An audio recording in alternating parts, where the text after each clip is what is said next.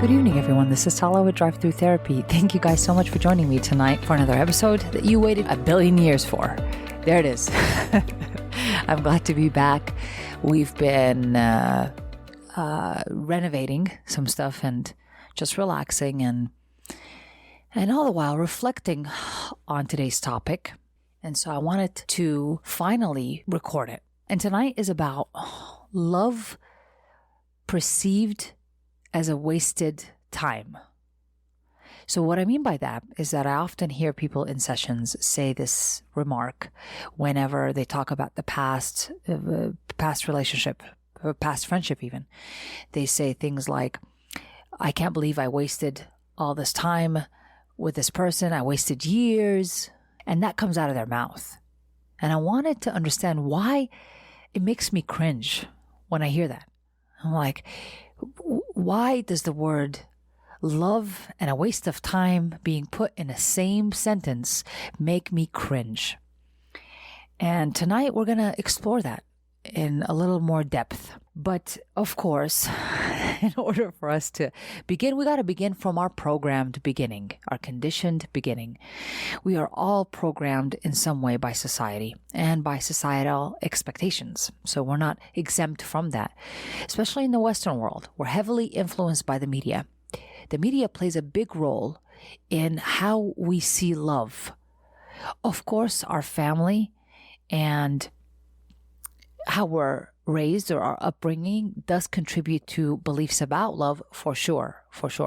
But more importantly, when you think about us comparing the love that we got at home, right?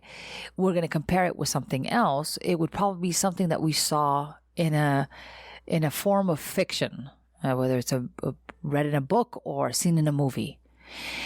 We're going to compare love like that. And so we learn in movies about these significant gestures of love. And they're meant to be that way. They're meant to convey that love is really based off of the actions, showing people that you love them, right? And so in a lot of ways, that programming is in us. We see the hero and the heroine and they're fighting for their love and they conquer love and they perform really large gestures. There's always a guy involved running in an airport and he's trying to catch a plane, right? This is always in every movie, darn it. And we don't know where he's going, but he's running it's part of the movie. He's running in the airport and there's music playing in the background. And it's always this way. And it seems like that's heavy-duty programming in our psyche in the Western world about love being the ultimate sacrifice. Really significant gestures here we're talking about, right? And so when we go back to our upbringing, we have this implanted in us. Then the courting pattern begins. When we start dating, when we start interacting with other people. It doesn't even have to be dating. It could be friendships as well. Yeah, because you can love anybody. You can love anything.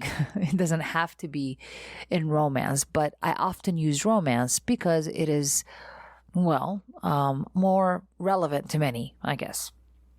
So we meet with the person that we're going to be with. We show them the best of ourselves. And somewhere along the line, we meet a measurable goal, right? Because again, we've learned that love has gestures. It's a performer. Well, that's what we're trained to think love is. And so there are measurable goals associated with love, right? We go to the first step and then the next step, and we even call it that, right? And sometimes the next step after that is marriage and having children and all that. So we start trying to pin down love. We start to try to make sure that love has an instruction, a measurable way to look at. And in a lot of ways, that's what our human psyche likes to do. It likes to make sure that things are measurable and that we can solidify them, because if we are able to grasp them and solidify them, then they no longer become abstract, and in some form they become real. So it would make sense that we do this with the abstract concept of love. We try to make it real. We try to hold down a meaning of it, a way to describe it that's measurable. And we can say, oh yeah, that's love. When the guy brings flowers over to the girl, yeah, that's love. When he proposes, oh, that's how he loves her. And in our attempt to solidify love, to measure it, to make sure that we know its definition and its construct, we, to some extent, dilute it. We even cheapen it. We do the same thing with the abstract concepts like God. We try to solidify what God is, what God isn't. We try to make rules about that. We try to hold it down, right? Make meaning and measure its content. But again, it dilutes it, and to some extent, it cheapens these amazing concepts. It gives them too much of a form. We need that. Again, when I know the shape of something, I can know how to grab it and use it, right? But when I don't know the shape of something, I don't know how to grab it. It's formless in nature. So these abstract concepts become very difficult for us to control and to actually know with very little effort, right? Because I want to be able to know God with very little effort. I want to be able to know about love with very little effort. And those are just two abstract concepts that we try to know them quickly and not deeply. So they still remain superficial. They still remain material or three-dimensional. They don't actually go to the depth in which they could reside in, which in many ways for us as humans, it is formless. It may not have a form that we're aware of and that we have to use other skills, not the senses we usually use, maybe other skills to feel out love, right? To understand it from a formless perspective. I hope that makes sense so far. So as we start to develop this relationship, we get married, right? All of it may be based on these grand gestures we think love is. Now, when the person, of course, stops performing, they stop showing us their best, then at that point in my head, I start to look at them and I take them apart. I evaluate them and judge them. And also, their responses mean a lot about whether I'm lovable. So the whole thing becomes a nasty mess. Their responses determine whether I'm lovable. And so when they are paying attention to me, when they are, making me dinner, buy me a great gift, they demonstrate to me that I am lovable. But when they don't, then I don't like myself. I don't think I'm worthy. And I start getting angry at them. So love here has no freedom. It's, how do I put it? Transactional. There is an element of ownership, holding on to and controlling outcomes here. And love becomes measurable. Now, we are so tied into this definition of love, this three-dimensional definition of love, this material world definition of love. And it seems to result in dissatisfaction, because when we break up with someone, the feeling that we get is like, oh, and people say this effortlessly, by the way. They say, oh, well, I wasted these years with them. And that statement implies the transactional nature of the love that I felt for that person. It practically screams it. But then something interesting happens after we break up with someone that can be a great clue for us on what love can be like. The potential it has energetically, how powerful it is. Because when we break up with someone, out of sight is not out of mind. We still feel attachment towards them. We still feel love to some extent towards the person. We feel something, intense emotions, whatever you want to call them. The idea is that, what's that feeling about?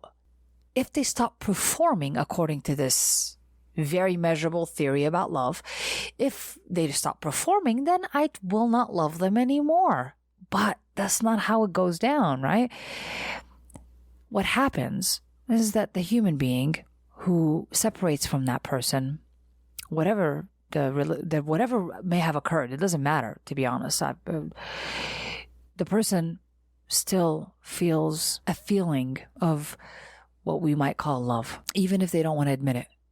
And so that shows you the nature of love, the formless nature of it, that uncontrollable nature of love. Love cannot be controlled, because if it was, then when I separate from that person, I can stop loving them. But that is not the case. And we end up getting angry at that. We end up feeling a sense of shame for still loving a person. We try to get ourselves angry at that person. We think that if we get angry enough at them and what they did, that I'll stop loving them. But of course, that does not work.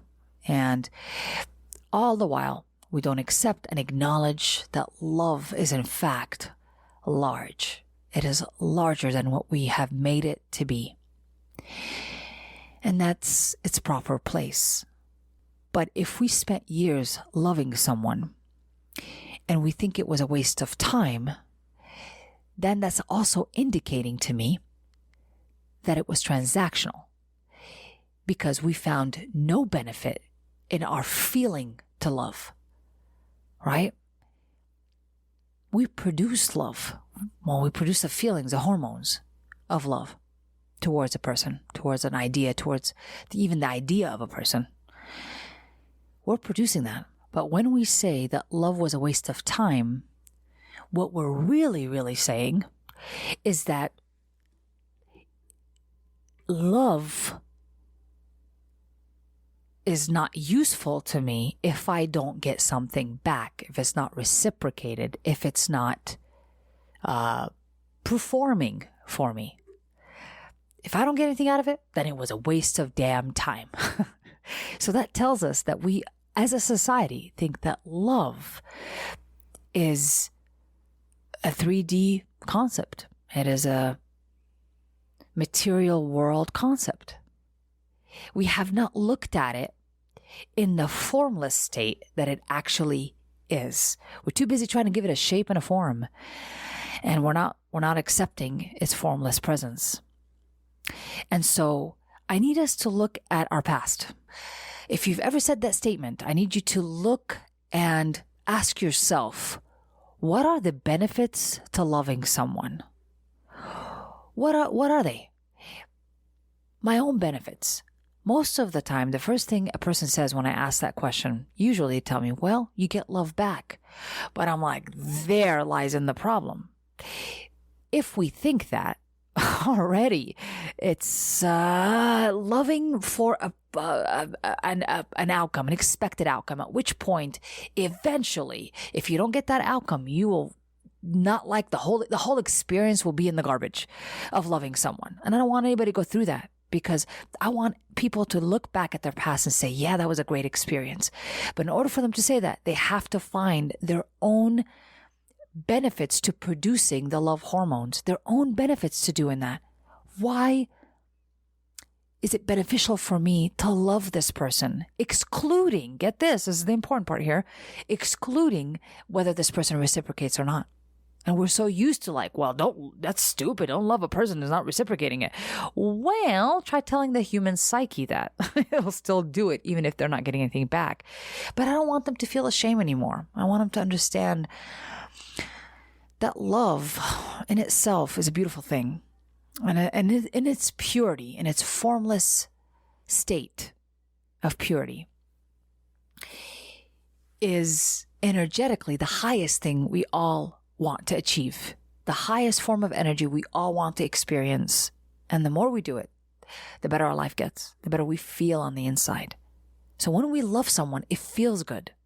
But I need you to answer personally, why does it feel good to you to love someone? Find your own reasons, not what society says the reasons should be, but what are your reasons to love another person? And when you do that, it's never a wasted time. Never. Because you've experienced love from you, from the inside out. And You felt its benefits. You understood and identified its benefits for you to love someone. You found use for it within you. That's not necessarily about physical reciprocation, right? You found the use to love another person. That's where we start healing the idea of love. You'll feel more satisfaction in loving someone and a lot less shame because you did it from the inside out. You didn't have to be breadcrumbed love through performances and actions. It's on the inside of you. It's a decision that you make. Even though we sometimes learn that, I can't help who I fall in love with. That's not true. When you think about it, you absolutely can. You absolutely can. And I want you to be able to access this wonderful, high energetic level of love when you choose to. Because then, if you want to love all the time, you can love all the time. And it is possible for you when it is a choice. So, if you've ever looked in your past and felt like any experience of love was a waste, rethink that. Rethink that. Be honest with yourself about what that could mean about you and the way you love. And so I want you to get the benefits anytime you want of loving a person. However, when it becomes contingent on conditions that need to be met in order for me to experience love, then it's not love like we know love can be. It's not the highest form of love. It's a transactional form of love. It's not as satisfactory, not as fun. So let's take a look at it. Let's take a look at it a lot deeper, because love in its beauty is formless. And we need to feel that out from that place. We need to have and build the skills to feel the formlessness of love, and that it's okay. We don't want to pin it down. The beauty of love is that it's not pinned down and solidified. Because all these false ideas only result in regret because the outcome is not controlled and it's not as expected. And so the resentment starts to build. You get what I'm saying? Yeah. We want to eliminate that cycle and just love because it feels good to love, darn it. It feels good to love another person. It's simple as that. We want to complicate the shit out of it, but it's as simple as that. So your mission, if you choose to accept it, is to identify the benefits you feel from loving somebody. I need you to feel your own benefits. When you acknowledge that, they're consistent, they're there available to you anytime you want them. So they're not, again, contingent on people performing for you to start feeling that feeling. You can find benefit anywhere you're standing and anyone you're looking at. You can find benefit in loving them. This can be done with a friend, your children, your partner. You can start loving them from where you're standing without them doing anything at all.